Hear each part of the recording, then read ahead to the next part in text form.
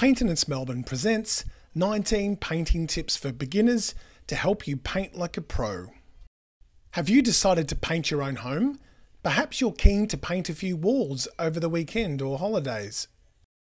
That's great. Well, in theory at least. Like all serious undertakings, though, the devil is in the detail.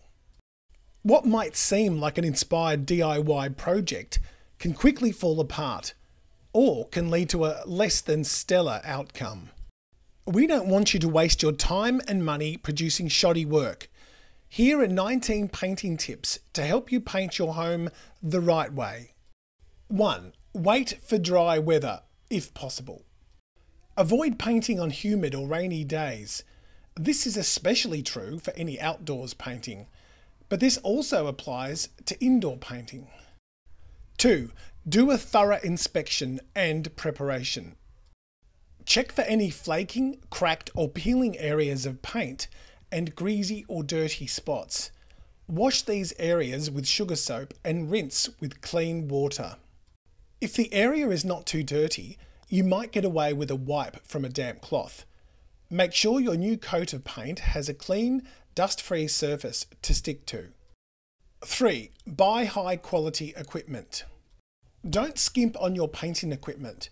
Buy good rollers and brushes to give you the best coverage and avoid wasting paint and time on repainting substandard areas. 4. Buy extra buckets. It's a good idea to have at least a couple of extra clean buckets on hand. You can pour extra paint into these and mix same colour paint from different cans to achieve colour uniformity. 5. Sand it down. Sanding removes cracked, peeling or rough spots in painted walls or wood trim. Sand the trim before applying each coat of paint for an extra smooth finish. 6. Tape it up. Buy decent painter's tape. Apply this tape around doors, windows, cabinets, wood trim and other areas. Remember to use painter's tape and not masking tape.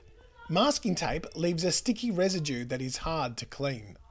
7. Cover your holes. Make sure you fill any cracks or holes with joint compound or wood filler. Allow the compound to dry before sanding it smooth. 8. Cover your floors and furniture. Move any furniture or decorative objects that you can out of the room. For larger furniture, move it into the middle of the room and cover it well with plastic or drop sheets. Remove obstructions such as curtain rods, door hinges, light fixtures, outlet covers, switch plates and other fittings. 9. Use canvas drop sheets. Avoid using old bed sheets or plastic sheets to cover floors. Canvas drop sheets are best to protect your floors. Canvas isn't slippery, it absorbs splatters and it's durable. You don't need a giant drop sheet to cover a floor area either. 10. Use primer. Primer can reduce the number of coats necessary to achieve full coverage and a smooth finish. Rather than using white primer fresh from the tin, tint the primer with a little grey paint or with the colour of the finish paint. 11. Box your paint. When you buy a few cans of the same colour paint, they're never exactly the same. To ensure colour consistency, the pros mix the different tins together in a large bucket, which is to box the paint. 12. Light it up. If you find yourself painting in poor light, get a bright work light. Use the light to check your work as you go, particularly around the edges of a room where you may use a brush instead of a roller. 13. Load up your brush. When using a paintbrush, load your brush by dipping it into the paint roughly half the length of the bristles. Then tap the side of the brush against the paint tin or bucket. 14. Avoid drips with long strokes. To avoid drips with long strokes of paint, brush within 1.5 centimeters or 0.5 of an inch along the wall trim or within the cut-in area where the walls meet. Maintain a wet edge so your roller can blend into the brushed paint. If your cut-in paint dries, you'll end up with 2 coats and what's called picture framing. 15. Clean and bag it. At the end of your painting day, you can leave the roller cover on the roller frame. Soak the cover in paint, then wrap the cover in a plastic bag with an airtight seal. This will keep the roller cover and paint fresh for the next day's painting. Rinse brushes in warm soapy water. Use paint thinner to clean off oil-based paint. 16. Scrape, don't tape windows. Don't bother taping around window glass. Instead, let a little paint onto the glass as you paint. Once the paint is dry, simply scrape it off with a razor scraper. 17. Paint the trim from top to bottom. It's easier and faster to tape off the trim than to tape off the walls. When you're painting the trim, you don't have to be too neat.